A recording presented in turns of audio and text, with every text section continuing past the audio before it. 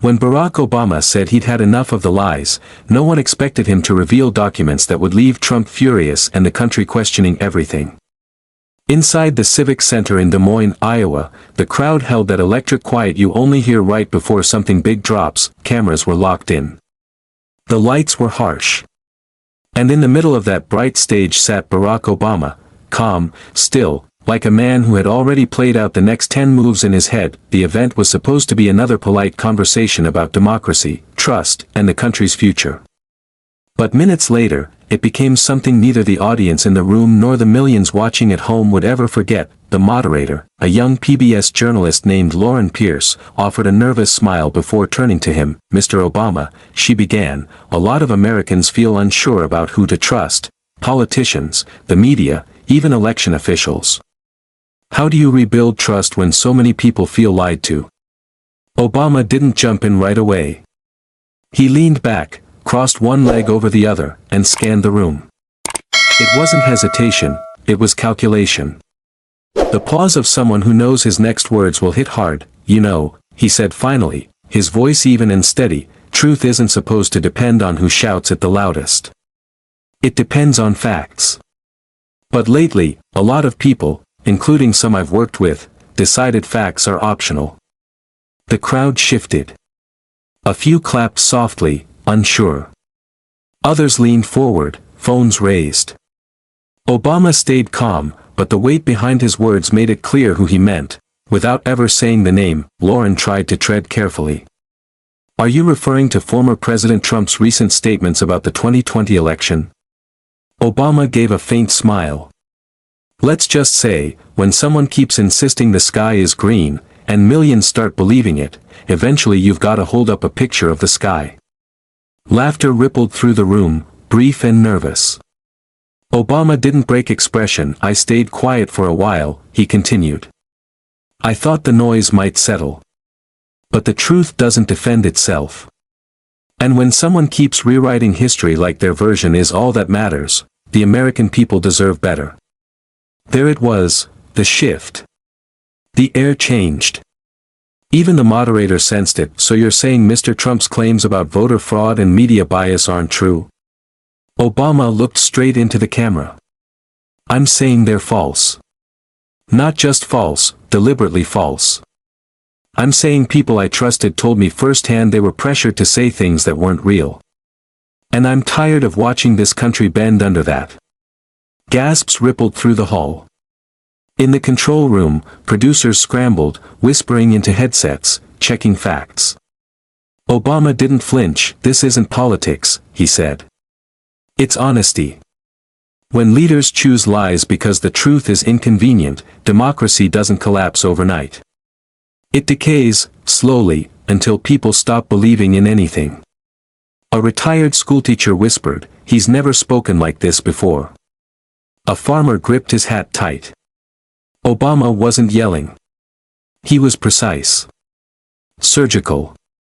And somehow that made it land even harder. Lauren pressed him. "Do you have proof?" "Yes," he said without hesitation. "And before tonight, I made sure it was verified." The air tightened. Even through the broadcast, viewers could feel it. In living rooms across the country, Ohio, Arizona, small towns, suburbs, people stopped, turned up the TV, texted friends. "Are you watching this?" Obama wasn't striking at an old rival. He looked like a man who'd carried something heavy for too long and finally decided to put it down. "I'm not here to humiliate anyone," he said, softer now. "But if telling the truth out loud is the only way to protect it, then that's what I'll do." Lauren swallowed. "Mr. Obama, are you saying President Trump knowingly spread false information?" "I'm not suggesting," Obama replied. "I'm stating it. And before we're done tonight, you'll see why." The room froze. Cameras panned across faces stunned into silence, and somewhere in a penthouse suite in Palm Beach, a phone lit up as someone began typing furiously. But no one knew that yet. All anyone knew was that Barack Obama had just dropped something heavy on live television. And the aftershock was only beginning, because what he revealed next would turn a political statement into a national storm. The atmosphere in the Civic Center shifted again, charged, expectant. Even through the screen, you could feel it. The moderator cleared her throat, torn between nerves and curiosity. They had crossed from polite conversation into something unmistakably real. A young college student from Omaha stepped up to one of the audience microphones. Her name was Kendra Lawson. She looked barely 20, denim jacket, notebook full of scribbles. Her fingers trembled as she adjusted the mic when the camera zoomed in. She swallowed hard but spoke clearly. President Obama, you talk about truth and leadership. But how can truth matter when half the country only believes what their side says? The question dropped like a stone into deep water. The reaction rippled across every face, nods, frowns, long breaths. Obama watched her closely, head slightly bowed, hands folded. He didn't answer immediately. Instead, he stood, adjusted his jacket, and walked slowly toward the edge of the stage. What's your name again? He asked. Kendra, she replied. Well, Kendra, he said gently, that's the question, isn't it? How do you make truth matter? When people would rather live inside their own version of the truth, he paused and scanned the crowd before continuing. You have to understand something, truth isn't a popularity contest. It doesn't depend on who agrees with it. It's like gravity, it pulls the same way, whether you like it or not. The real danger, he added, comes when leaders start pretending gravity isn't real and convince millions to jump with them. The crowd let out a soft laugh, but Kendra didn't. She stared down at her notebook, then looked back up. But what if people want to believe the lie? She asked. Obama gave that controlled, almost half smile he's known for. Then it becomes the responsibility of those who know better to speak up, even when it's inconvenient. Especially then, his words didn't land like simple answers. They landed like a warning. Then he did something no one expected. He turned to Lauren, the moderator, and asked, can we put something on the screen? Behind him, the monitor that usually showed the town hall logo flickered. It switched to a timeline, simple but damning, listing statements Donald Trump had made throughout the past year about election fraud, conspiracies, and fabricated numbers. The audience straightened. This wasn't what town halls normally did. Obama pointed toward the timeline, his voice steady but sharper. I want everyone watching to understand something. This isn't about politics. It's about a pattern. When someone repeats falsehoods long enough, they stop sounding false to the people who trust them.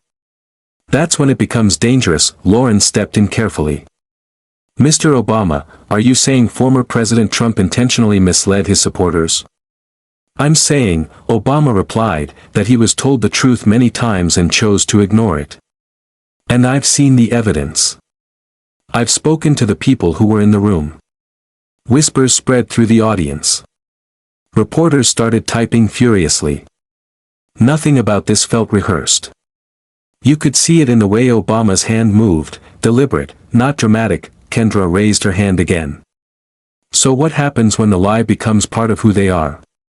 When telling the truth feels like betraying themselves? Obama nodded and stepped a little closer to her. That, he said, is when leadership matters most.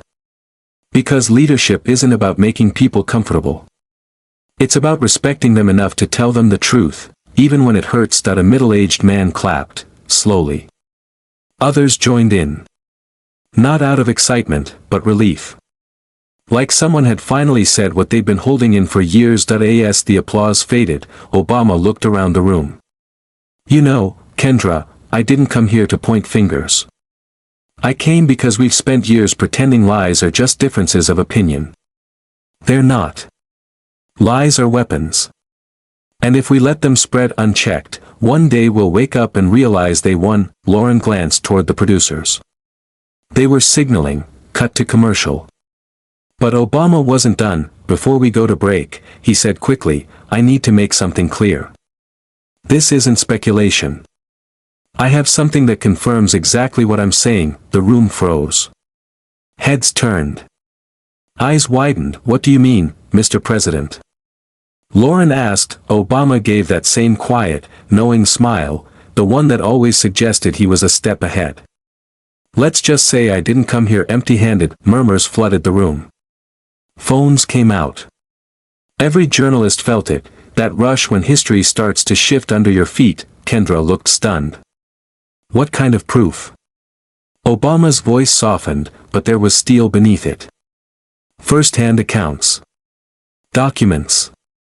Communications between staff inside the administration. People who saw what was really happening. I told myself I'd only use them if it ever became absolutely necessary. That he looked straight into the camera. Tonight, it's necessary. Gasps swept through the audience.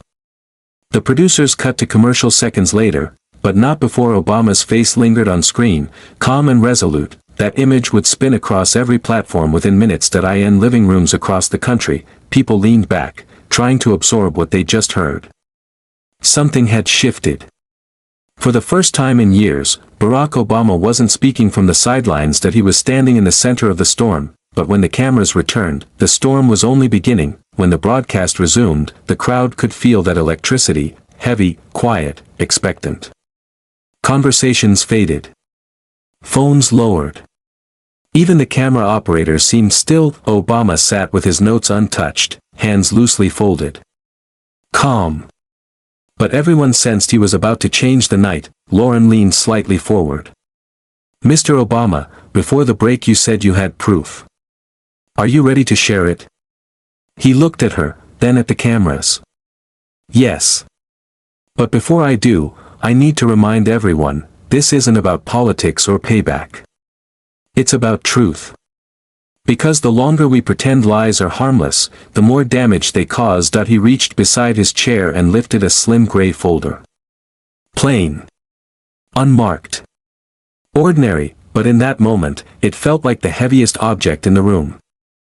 I didn't come here tonight planning to make headlines, he said, but after months of misinformation and watching people I respect lose their jobs for telling the truth, I decided it was time. He opened the folder slowly. Carefully. The camera zoomed in as he lifted the first page. Emails dated January 6, 2021, exchanged between senior White House aides. The subject line was stark and chilling, optics for press narrative. Obama's reading was steady. This is a message from a senior communications director to another staffer, discussing what they called control over public perception. Their words, not mine. He read aloud, we can't admit the loss publicly. We'll keep questioning the results. It'll buy time and keep our base engaged. Silence fell so hard it almost echoed. Lauren's eyes darted toward the producer off stage, who was already flipping through notes in a mild panic. Obama lifted another page. Here's another one, he said. Sir, the goal is to keep pushing the fraud story. Doesn't matter if it's disproven. We just need noise. Noise wins airtime. A ripple of gasps shook the room. People turned to each other, their expressions mirroring disbelief, anger, realization. Obama lowered the pages and stared into the lens. These aren't rumors. These aren't anonymous leaks. These are internal communications from people who worked for the former president, people who knew the truth and helped bury it. Lauren swallowed. Mr. Obama, have these documents been verified? Yes, he answered without hesitation. Reviewed by independent experts. Copies were submitted to several journalists earlier today. You'll see them published before midnight. A collective inhale spread across the country, as if millions had stopped breathing at once. Obama leaned forward, hands clasped. I'm not showing this to humiliate anyone. I'm showing it because the truth matters, not when it's easy, but when it's uncomfortable. And right now, that truth is very uncomfortable. Hesitant applause broke out. Obama raised a hand gently, signaling them to stop. We can debate policies. Taxes. Foreign affairs. That's democracy. But we can't debate facts. When leaders lie to protect their pride, truth becomes just another campaign slogan.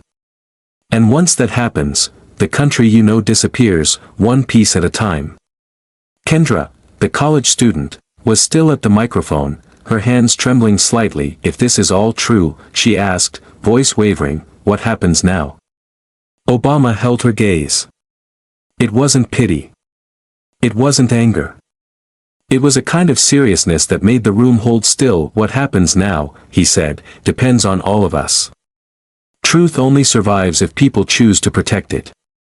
And that means calling out lies, even when they come from someone you voted for.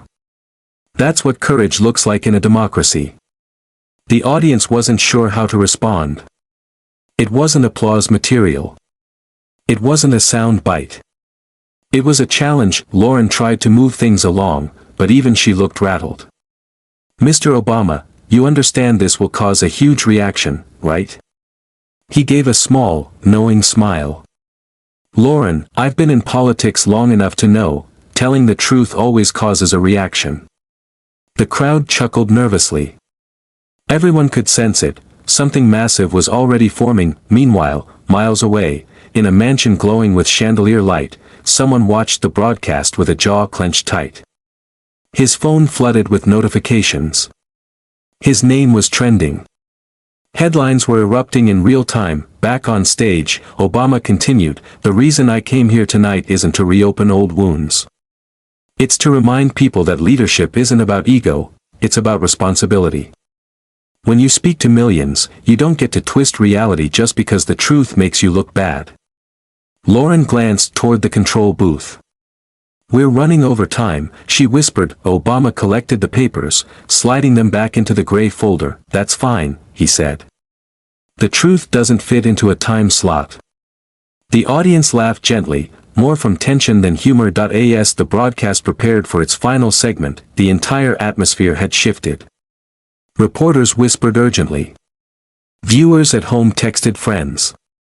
People didn't yet understand what they just witnessed, but they knew it mattered. Obama leaned back, calm once more.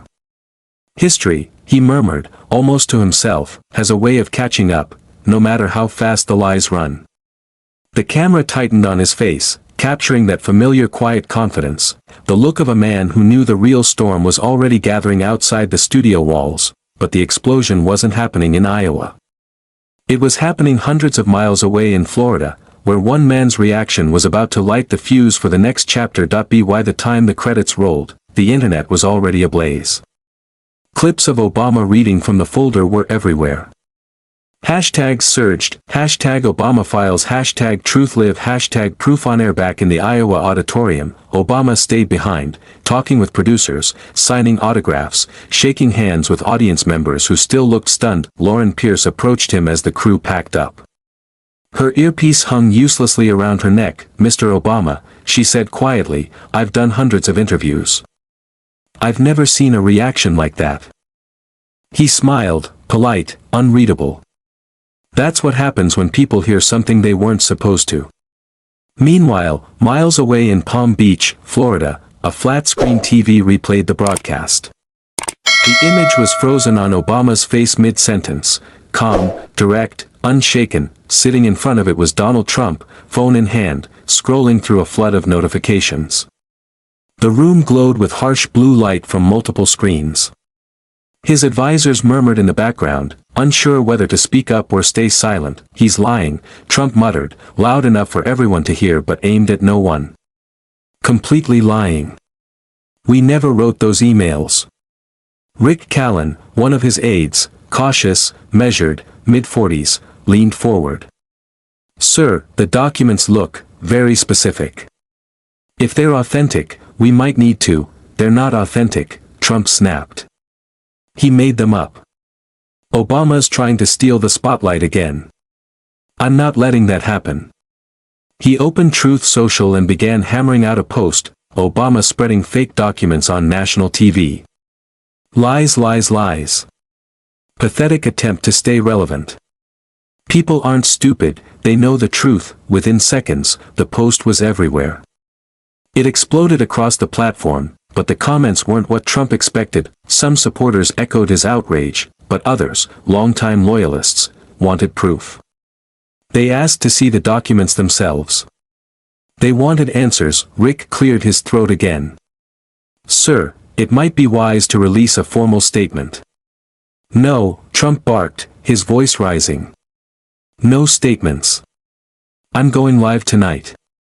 Back in Washington, news networks were tearing apart every frame of Obama's appearance. CNN analysts compared his calm but assertive tone to his early presidency. MSNBC split the screen, Obama on one side, the leaked documents and White House letterheads on the other. Even Fox News, usually careful when praising Obama, couldn't ignore the detail or the credibility of the evidence.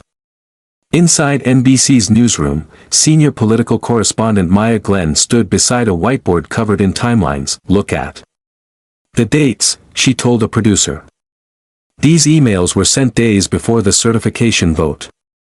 If they're real, they could change the narrative around the entire post-election chaos. Her producer raised an eyebrow. You think Obama planned this timing? Maya shrugged. He's not impulsive. He knew exactly what he was doing. Across the country, living rooms turned into debate stages, families argued over dinner, older couples in Arizona replayed the town hall on YouTube, whispering, "He looked so calm." Teenagers clipped the moment Obama said, "Truth doesn't fit into a time slot," and turned it into trending TikToks. But behind the broadcast's calm exterior, the Obama team was scrambling too. Inside a modest Arlington office, 3 former aides, now consultants, watched public reaction spike across multiple screens. Phones rang non-stop. "Is Reuters done verifying yet?" someone asked. "Almost," another replied. "They're checking metadata. If it matches the original servers, this is airtight."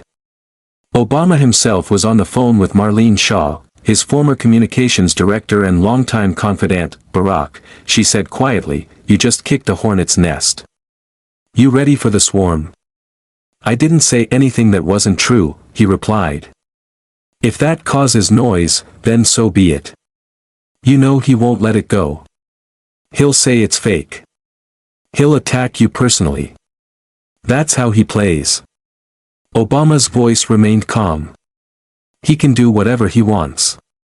Lies collapse faster when the truth stands beside them. Outside, night settled over Des Moines. The press trucks had rolled out hours earlier, but a few local reporters lingered near the entrance, hoping for one last quote. Inside, janitors cleaned the silent auditorium. On a chair someone had left a handwritten note, "Thank you for saying what we all needed to hear." Meanwhile, at Mar-a-Lago, Trump appeared live on video in front of a gold-draped backdrop. His tone was sharp, furious. "Barack Obama is a disgrace," he declared. "He's showing doctored papers on TV, total fraud. Another witch hunt. Another hoax." Millions tuned in within minutes, but even as he spoke, fact-checkers compared the screenshots Obama showed with documents from previous investigations. The language matched almost perfectly. Back in Arlington, Obama's team watched the stream in silence. Finally, one aide muttered, "He's panicking." Obama didn't respond immediately. He stood near the window, hands in his pockets, watching the city lights flicker below. "He's scared," he said at last. "Because the truth is the one thing he can't control." Marlene turned from the monitor. "You realize this could spiral, right? Investigations, hearings, media war. It all comes back to you. If it helps the public see what really happened," Obama said, "then it's worth it." A brief, deep stillness filled the room, the eye of a storm forming. Outside, reporters prepared their morning segments. Online arguments hardened into trending battles. The country hovered between two clashing narratives, each louder than the last, but the next morning, everything would explode, because Trump's live reaction would send the story from TV screens to every device in America. By the next morning, the whole country woke up in a storm.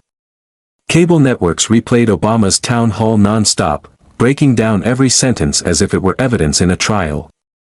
Every major paper ran a version of the same headline, "Obama drops live TV bombshell," but the real shockwave came not from Obama, but from what happened a few hours later, when Donald Trump fired back in the only way he knew best, loud, unfiltered, and impossible to ignore. At 9 a.m., Trump appeared live from Mar-a-Lago in a hastily arranged broadcast.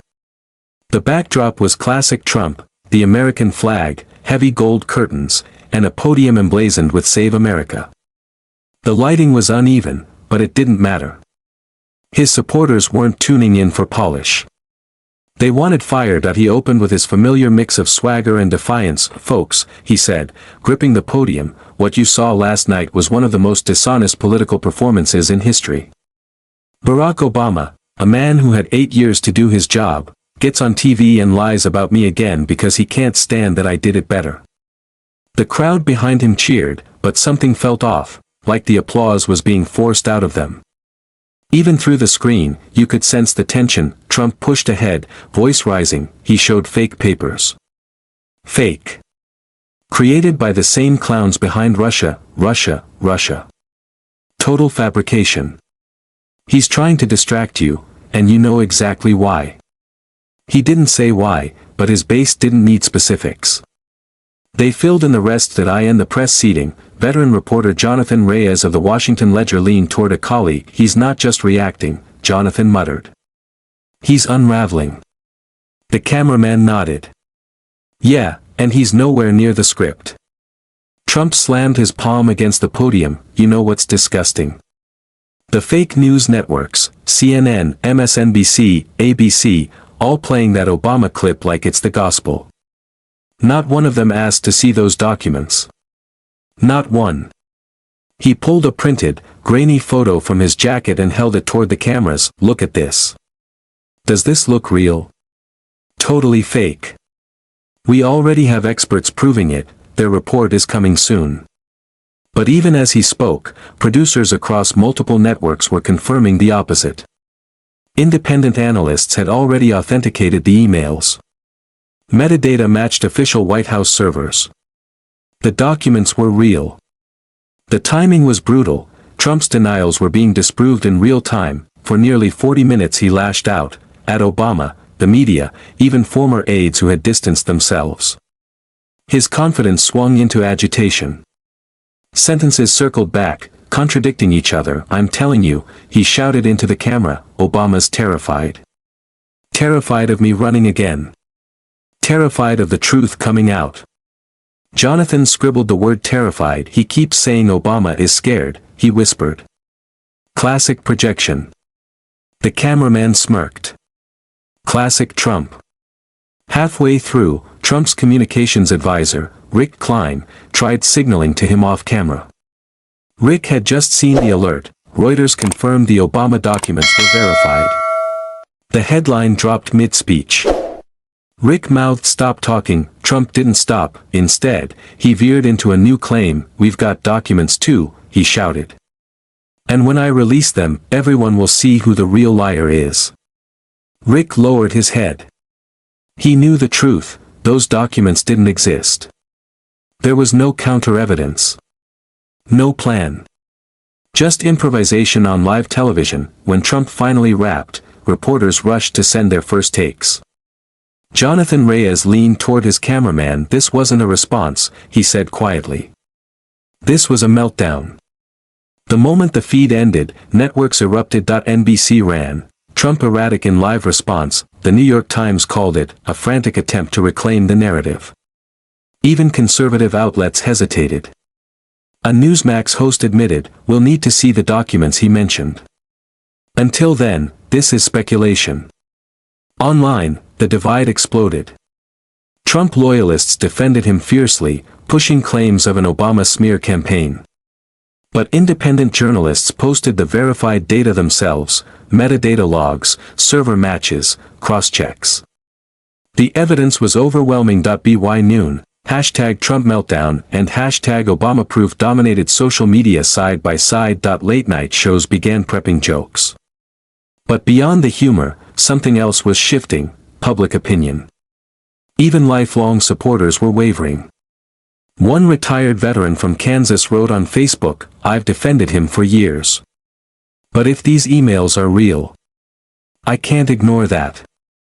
His post went viral. Inside the small office in Arlington, Obama's team had all screens replaying the Trump speech. Marlene Shaw exhaled deeply. "He just handed you more credibility." Obama didn't smile. He looked tired, reflective. "No one wins in something like this," he said quietly. "But maybe now people will start paying attention again." Marlene folded her arms. "You know this is far from over." Obama nodded. "It never is. He lifted his phone, dozens of unread messages from reporters, longtime allies, even a few old political rivals he hadn't spoken to in years. One text froze him in place. A name he hadn't seen in nearly a decade. "You did the right thing.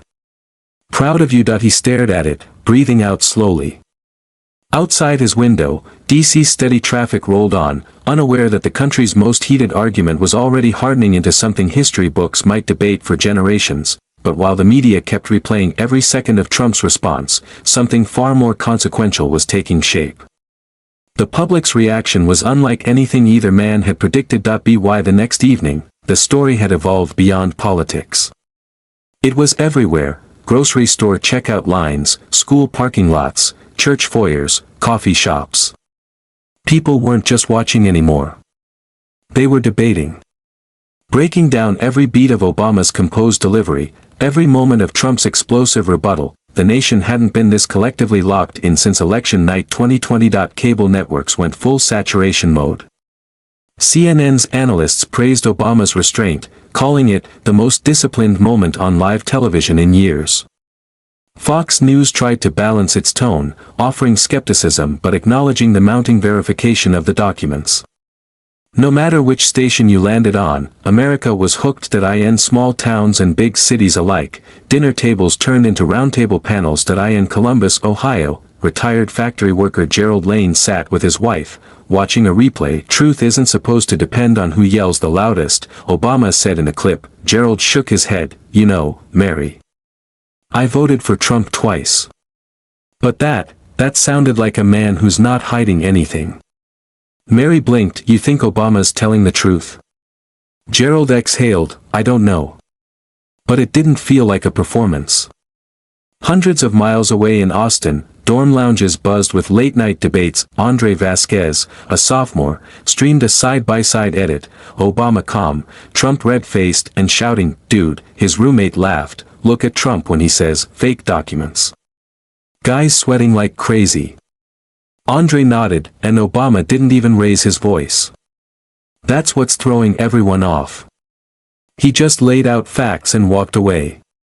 TikTok was a wildfire, dramatic edits set to music, reaction videos, slow-motion clips of Trump's angriest moments. Before and after memes showed the sharp contrast in their demeanors. But beneath the noise, something deeper was moving. Regular Americans, exhausted by years of political whiplash, were asking themselves what truth even looked like anymore. NPR journalist Sandra Cho described it perfectly. For the first time in a long time, people aren't just defending their side. They're comparing behavior. They're asking who looks like a leader, and who looks like someone trying to cling on. Inside major newsrooms, analysts pored over polling. Overnight numbers showed a small but undeniable shift. Independent voters were leaning toward Obama's account. Among older voters, Trump's strongest base, trust in his credibility had dropped 5 points in a single day. Back in Palm Beach, Trump's inner circle was in crisis mode. Rick Allen stood outside the communications office, phone pressed tight to his ear. "We need to redirect fast," he whispered. "Push the angle that Obama and the media work together to plant these files."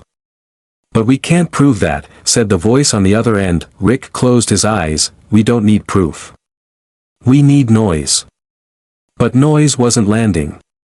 Every attempt to attack Obama only brought more attention to the documents themselves. Late-night shows hammered the contrast. Obama brought evidence, one host joked. Trump brought volume. The audience erupted, but not everyone was laughing. In conservative circles, some staunch supporters felt uneasy, not because of the media, but because so many of Trump's former aides were suddenly silent. The few who did go on air sounded vague, nervous, rehearsed. In Cincinnati, Reverend Clay Weston addressed his congregation. A longtime Trump supporter, he defended him in dozens of sermons. But that Sunday, his voice faded as he spoke. "I've stood by this man for years," he said softly. "But when I watched that interview, I saw two spirits. One calm. One furious. And I asked myself, which one looks more like the truth?" The church murmured. Some nodded. Some stiffened. But the question lingered long after service. Across the country, former political figures began weighing in. A retired senator told MSNBC, Obama isn't just winning on facts. He's winning the tone. And in politics, tone is everything. Even in fringe online forums, places known for conspiracy chatter, tiny cracks appeared. Threads once filled with unshakable loyalty began featuring hesitant posts. I'm starting to think we were misled. Meanwhile, Obama stayed almost entirely silent. No interviews. No TV appearances. No tweets. His only communication came through his spokesperson. President Obama held firm to his comments, offering nothing more than a simple statement: the truth speaks for itself. And strangely, that silence became his greatest weapon. The quieter he stayed, the more frenzied Trump's world appeared. Every post, every outburst, every fresh accusation only widened the contrast. One man composed, the other spiraling. By midweek, the data revealed something no analyst had predicted. For the first time since 2016, most Americans said they trusted Obama's judgment more than Trump's. The shift wasn't huge, but symbolically, it hit like an earthquake. Cable news panels spent hours debating the fallout. Could this alter the Republican Party's trajectory? Would the leaked communications trigger new investigations? No one had solid answers, but the speculation was boiling. Inside Obama's Arlington office, Marlene Shaw scanned the latest front pages. You're everywhere, she said. People are calling it your comeback. Obama looked up, almost amused. It's not a comeback, he said quietly. It's a reminder. She raised an eyebrow. A reminder of what? That truth doesn't yell, he replied. It waits. But waiting wouldn't last much longer. Behind the scenes, political operatives were already gearing up to weaponize everything that had unfolded. That's when the real chaos began. 2 days after the town hall, Washington, D.C. felt like a hive that had been kicked open. News vans clogged Constitution Avenue. Reporters jogged between camera setups. Staffers acted busy while secretly refreshing polling numbers. Meanwhile, Obama's office carried a steady, almost solemn energy. Maps, charts, and overnight poll sheets covered the walls. His small, veteran team worked around a long wooden table, speaking in low tones. The weight of everything they'd set in motion was finally settling on them. We've got 6 requests from the big morning shows, Marlene said without lifting her head. They want you to talk about the documents, the fallout, all of it. Obama stood by the window, arms crossed, staring at the colorless sky over the Potomac. We're not doing a media tour, he said, calm but firm. That's exactly the circus he wants. Let the facts speak. A younger aide, Devin Hart, new, passionate, leaned forward with respect. Sir, the country's glued to this. If you stay quiet too long, he'll control the narrative again. Obama turned, thoughtful yet unwavering. Devin, noise burns out. The truth doesn't. Devin nodded, though doubt lingered in his eyes. Meanwhile, across the networks, the story was mutating by the hour. Analysts filled every second of airtime. Former Trump staffers were dragged into uncomfortable interviews. Some defended him. Others hesitated. One ex-communications assistant finally said, live, we were told to keep the narrative alive. I didn't question it. I should have. The clip exploded online, a confession from the inside. Back in Arlington, Marlene rotated her laptop toward Obama. She just confirmed your entire statement on air. Backed you up completely. Obama nodded slowly, good for her. That takes guts. He paused, then added somberly, but now she'll pay for it. They all do. Marlene let out a weary breath. You can't shield everyone. I know, Obama said, but truth-tellers are always the first targets. I've seen it too many times. Across town, a Republican strategy meeting was already underway in a dim private club in DuPont Circle. Advisors, consultants, and a few tense-looking lawmakers gathered around a polished table, scrolling through the latest numbers. Polls are slipping, one strategist said. Not dramatically, but enough to spook donors. Another chimed in, if he keeps melting down online, we'll lose the moderates. Independents are already drifting. A senior congressman finally spoke up, then we pivot. Make Obama the villain again. Spin it as him manipulating the media. A deep state retaliation. Get surrogates on every network. Flood the coverage. The room nodded, though not everyone looked convinced. Even inside Trump's circle, doubts were growing, quiet, cautious, but real. Back in Palm Beach, Trump sat over a half-eaten breakfast, phone in hand. Morning light streaked through the windows, catching the tension in his face. His mood, according to staff, had shifted, less rage, more calculation. Rick Collin entered with a folder. Sir, the committee wants a unified statement before this snowballs. Donors are worried. Trump didn't look up. The base isn't worried. The base loves me. Rick hesitated. Some do, yes, but the media is tearing this apart. We need to respond before it spreads. Trump cut him off. Oh, we'll give them something. Something bigger. Something that puts the spotlight back on him. Rick blinked. Like what? Trump finally looked up, eyes cold. Corruption. Obama, the FBI, all of them. Leak something. Make him look dirty. Doesn't matter if it sticks, it muddies the water. Rick swallowed hard. Do we have something to leak? Trump smirked. No. But we can make people think we do. Back in Arlington, Marlene's phone rang again, this time a Reuters reporter. We're hearing chatter, the reporter said. Something big. Possibly coordinated. Can you confirm? Trump's team had already warned him. They were preparing to leak something, anything, about Obama to pull attention away from the documents. Obama listened quietly as Marlene repeated the reporter's message. He didn't flinch. Of course, he said. When people can't defend themselves with facts, they reach for fog. The room stilled. Only the steady tapping of keyboards filled the space. After a long breath, Obama turned back to his team. Listen. We're not fighting fiction with more fiction. If they come for me, let them. Just keep confirming what's real. Truth doesn't need a megaphone. Devin looked up from his laptop, brow furrowed. You honestly think people will see through it? Obama offered a tired, gentle smile. Eventually, yes. People get there.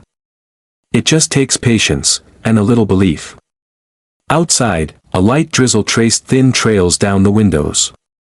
Inside, the former president's staff continued their work. No secret plans. No counterattacks. Just drafting a statement rooted in integrity. Across the country, newsrooms were shaping the next day's headlines. Different wording, different tones, but all converging on the same takeaway. Obama had set a new tempo, and Trump was scrambling to catch it. The storm was far from over.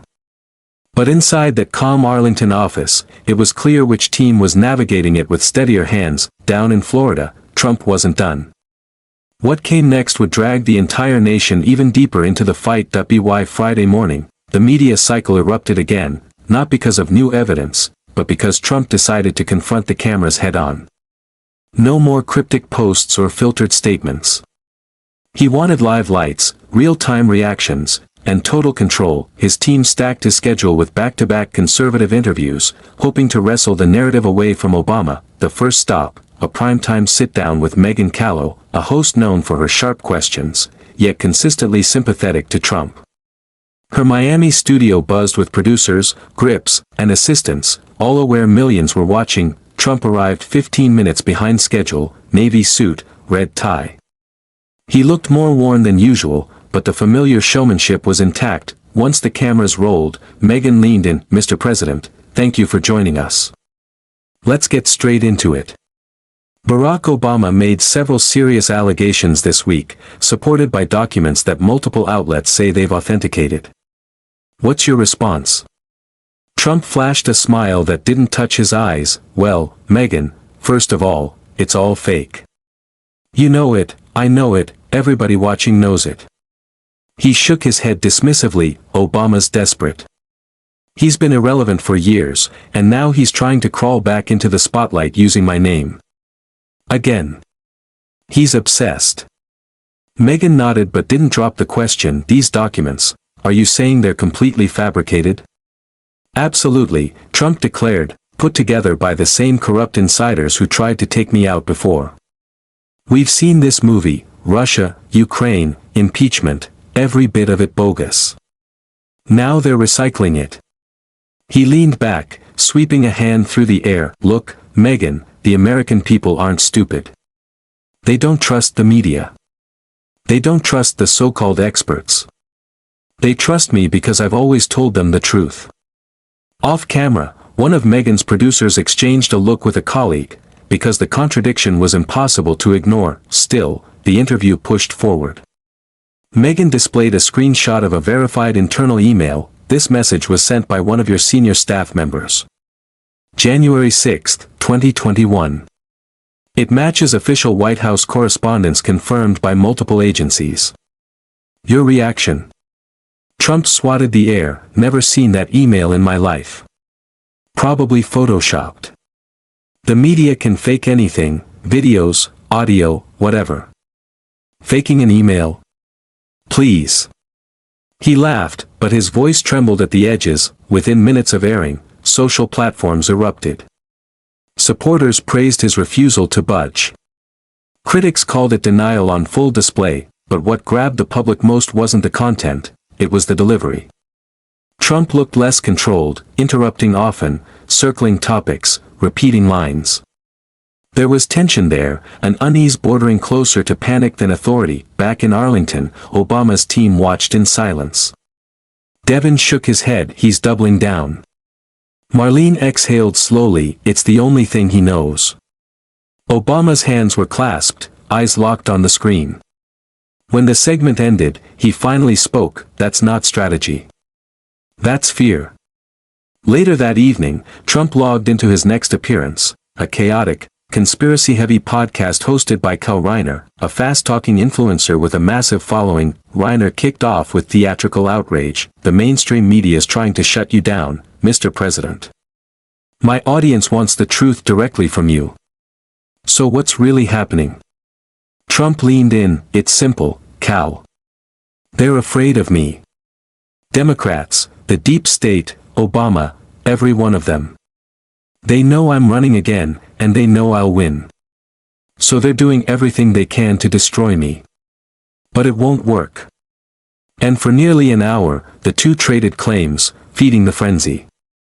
Trump kept escalating, wild theories about planted evidence, foreign tech sabotage, even media blackmail. Each claim grew louder, less tethered to reality, and yet the audience count surged. Millions tuned in live. Comments flew by in a blur, some cheering, some unnerved. Inside newsrooms, however, the tone was different.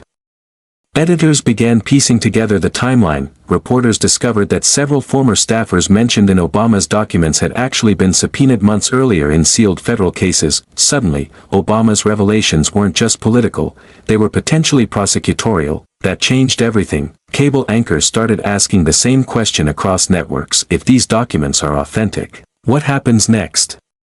Back in Miami, Megyn Callow's producers received breaking numbers. Her Trump interview had already crossed 10 million views. She scrolled through reactions, half outrage, half disbelief. A respected journalist summed it up in a single post: Obama brought evidence. Trump brought volume. That night, op-eds rolled out nationwide with headlines like "The Power of Composure" and "The Cost of Denial." Commentators pointed out the shift. Obama had pulled the national spotlight back toward facts, without ever raising his voice. Trump, the master of spectacle, now looked trapped inside his own performance. But at Mar-a-Lago, Trump saw something else entirely. "They're all talking about me," he told Rick Allen. "Doesn't matter if it's negative. If my name's everywhere, I'm winning." Rick hesitated. "Sir, some conservative networks are fact-checking you live." Trump snapped his head up. "Then we hit back harder. Call the network. I want another segment, and this time, we're not defending anything. We're going on the attack." Rick nodded, already anticipating the fallout. Meanwhile in Arlington, Obama's team watched the coverage swell, interview after interview, clip after clip. Devin glanced over. Are you planning to respond? Obama shook his head. No reason to. The more he talks, the sharper the contrast becomes. He walked to the window, the faint glow of Washington lighting the night. Leadership, he murmured, isn't about who shouts the loudest. It's about whose voice still makes sense at the end. But the real shift was only beginning. Over the next few days, polls, social reactions, and even longtime political alliances began telling a story neither man had expected. By Monday, the firestorm had outgrown politics. It had turned into something larger, a national moment of introspection. It wasn't just who's right anymore. It was who do we still believe.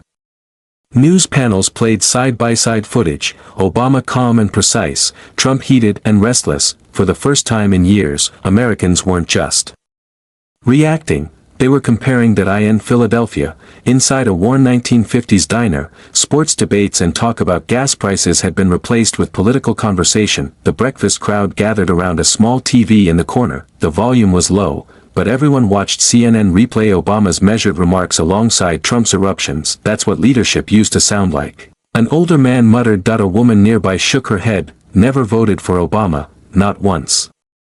But at least he isn't out here yelling like the world owes him something. The waitress smiled faintly. Looks like he struck a nerve. Truth usually does, the woman replied. Across the country, similar conversations unfolded, in grocery store aisles, barber shops, office break rooms where politics was normally avoided. People couldn't shake the contrast. Obama's steadiness versus Trump's spiraling anger. Feelings toward both men began shifting. The Washington Ledger, journalist Jonathan Reyes drafted a piece titled The Calm and the Chaos. His opening line captured the national mood. In a country hooked on noise, Obama's quiet is its own declaration.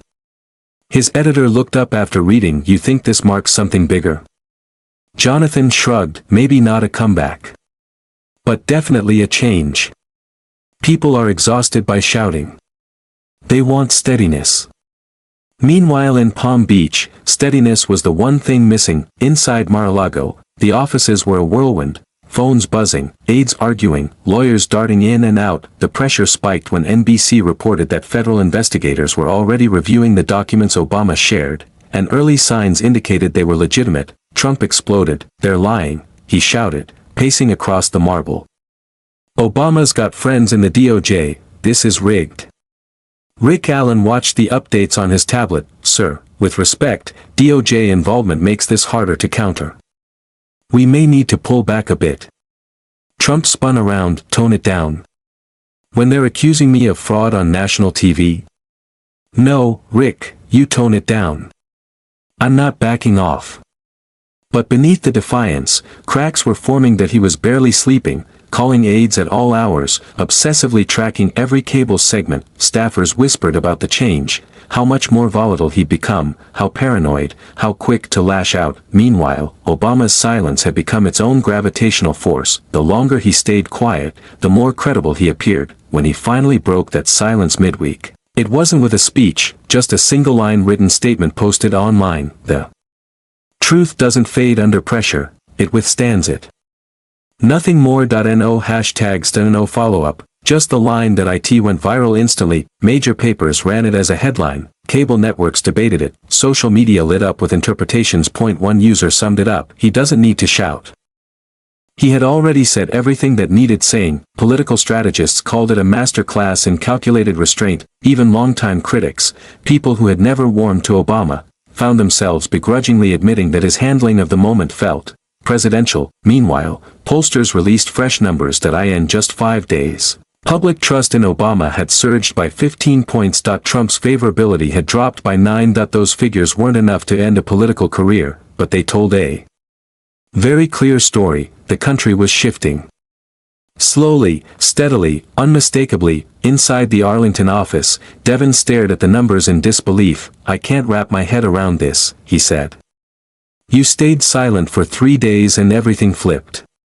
Obama gave a small, knowing smile. That's because people weren't listening to me, he replied. They were listening to him. Marlene let out a soft laugh. You let him talk himself right into a corner. Obama's expression grew reflective. No one loses an argument faster than the person who refuses to stop talking. But despite the shift in public mood, tension inside the White House and on Capitol Hill was rising fast. Behind closed doors, lawmakers from both parties were whispering about what to do if the documents sparked further investigation. No one wanted another political inferno, but ignoring the evidence was no longer an option. By Thursday, the tone across the media changed entirely. This was no longer being framed as a feud between two former presidents. It had become a question of national accountability. That evening, ABC News aired an exclusive featuring two former intelligence officials. Both confirmed they had seen some of the same internal communications years earlier. It was real, one of them said. We raised alarms back then. No one wanted to touch it. That confirmation ended the last lingering debate. Authenticity was no longer in question. In Palm Beach, Trump watched the segment alone. For once, he didn't fire off a post or reach for his phone. He simply stared at the screen. Sound low, room dark, the flicker of the TV the only light. Rick approached cautiously. Sir. Trump didn't look up. They're turning on me, he said quietly. Rick hesitated. People forget fast. This will fade. Trump shook his head. Not this one. He clicked the TV off. The room fell into complete silence. Across the country, millions of Americans who had tuned in for spectacle now found themselves feeling something unexpected. Reflection. The drama had cracked open something deeper. What had begun as a political clash had become a national reckoning, and before the dust could settle, Obama had one more message left to deliver. One that would reverberate far beyond headlines.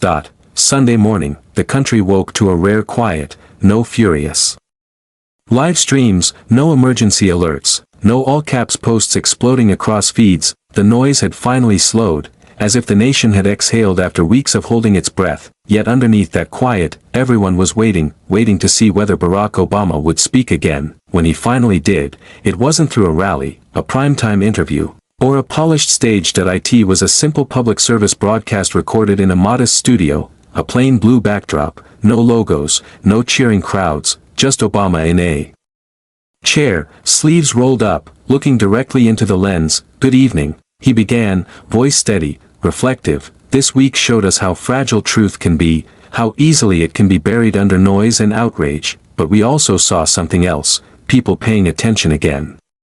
He paused, letting the silence settle, not hesitation, but purpose. When I spoke at that town hall, he continued, I didn't intend to trigger a firestorm. I just couldn't watch good people lose faith in what's real. He leaned forward slightly, hands clasped. We've lived through years of division and doubt. But if this country has proven anything, it's that we find our way back when it truly matters. His tone shifted, less like a former president, more like a neighbor across the kitchen table. I've been accused of playing politics, of trying to embarrass someone I once shared a stage with, but that's not what this is. This isn't about revenge. It's not about reputation. It's about truth, and whether we still think it matters. In living rooms across America, people who hadn't agreed on anything in years found themselves leaning in. I understand anger, he said. I understand loyalty, but loyalty to a person should never outrank loyalty to the truth. His voice softened, because when we excuse lies simply because they come from someone we admire, we lose something far greater, our ability to trust one another. From coast to coast, viewers nodded, some openly, some quietly to themselves. Every leader, he said, will face a moment when telling the truth costs you something, power, reputation, popularity. That's when integrity is really tested. Integrity isn't measured by what you gain, but by what you're willing to risk to stay honest. He paused again, his expression turning thoughtful. He said he knew some people would claim nothing had changed, that everyone had already picked a side. But he didn't believe that. Deep down, he said, most Americans still know the difference between noise and truth.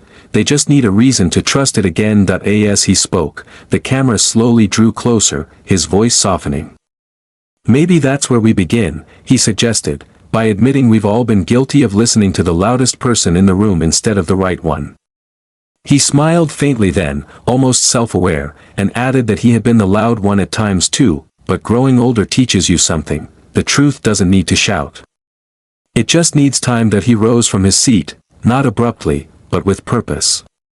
His message, he said, wasn't only for politicians or journalists. It was for everyone watching.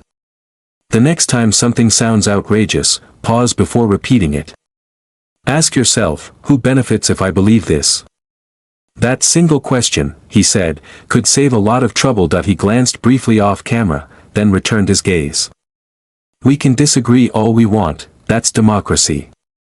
But if we lose respect for the truth, none of the rest survives. The truth has to matter, even when it's uncomfortable. There was no applause and no dramatic closing. Just a long, steady silence before the screen faded to black. Within minutes, the clip spread everywhere: social media, talk shows, podcasts. Even networks that rarely praised Obama called it a defining moment of maturity in modern politics. Commentators described it as the speech America didn't realize it needed. Trump's camp, however, remained unusually silent. Later, an aide said the former president watched the message alone from his study, quietly, saying nothing for the entire 15 minutes. When it ended, he simply muttered, "He's good at this," and switched off the TV. Across the country, people debated the meaning of the speech. Some saw it as a win for honesty, others as another turning point in a long rivalry. But most agreed on one thing: something rare had happened. A moment of reflection in a world that no longer pauses. A high school civics teacher in Boise told her students the next morning, "You just watched history repeat its lesson. Every generation forgets that truth doesn't shout. It waits for someone brave enough to say it out loud again." And for once, it seemed that message landed. In the weeks that followed, headlines shifted, less about the feud, more about the documents, and eventually, the larger idea of accountability. It felt as though the country had been reminded that leadership isn't about dominance, but steadiness. Obama didn't give any more interviews afterward. He slipped quietly back into private life, letting the conversation move on without him. But the echo of his final line, "The truth doesn't need to shout, it just needs time," quickly became a cultural refrain. Months later, people still remembered that calm night in Washington. The night a former president didn't fight for power or applause, but for something much simpler: the idea that honesty still matters, because in the end, truth outlasts volume. And maybe, just maybe, that was the lesson the country had been needing all along. If this story made you reflect on what real leadership looks like, consider subscribing for more stories that show why integrity, even in chaos, still matters.